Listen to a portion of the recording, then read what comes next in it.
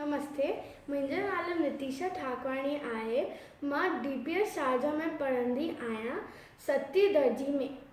अॼु मां तव्हांखे हिकु कहाणी ॿुधाईंदसि जंहिंजो नालो आहे लालच जो नतीजो।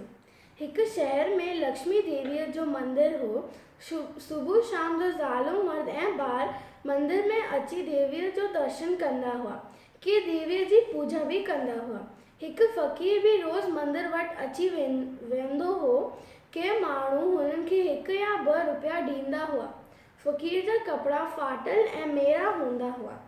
जेका माण्हू मंदिर में ईंदा हुआ तंहिंखे साफ़ ऐं सुथरा कपिड़ा पातल हूंदा हुआ। ज़ालुनि खे ज़ेवर पातल हूंदा हुआ।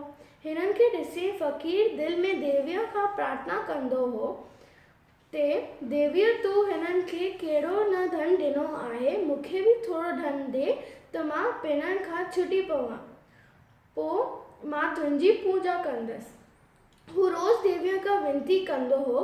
हिकु ॾींहुं देवीअ फ़क़ीर जी विनती ॿुधी खेसि दर्शन ॾिनो ऐं चयईं, मां तोखे धन ॾियणु आई आहियां, छा में वठंदे? हुन ते फ़क़ीर ॾाढो ख़ुशि थियो। हुन वटि हिकु पुराणी झोली हुई। हू उहा देवीअ जे अॻियां झली।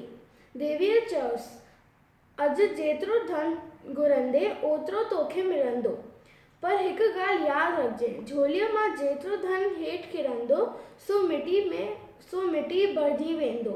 एतिरो चई देवीअ हथ जी तिरी खोली त सोना सिका वसणु शुरू थी विया। फ़क़ीर एतिरा सोना सिका ॾिसी ॾाढो ख़ुशि थियो। हुननि जी झोली अधु खां मथे भरिजी वई। देवीअ चयोसि त एतिरो धन काफ़ी अथई? फ़क़ीर जो मन लालच में भरिजी वियो। हुन देवीअ खे चयो, अञा ॿिया बि सोना सिका ॾे। देवीअ वरी सोने सिकनि जी वसकारूं कयूं। ओचितो आवाज़ थियो, पुराणी झोली फटिजी वई। सभई सोना सिका ज़मीन ते किरी पिया ऐं मिटी बणिजी विया। देवीअ ग़ाइब थी वई। फ़क़ीर मुंहुं मथो पिटणु लॻियो। हू लालच ते पछताइणु लॻियो। धन्यवाद।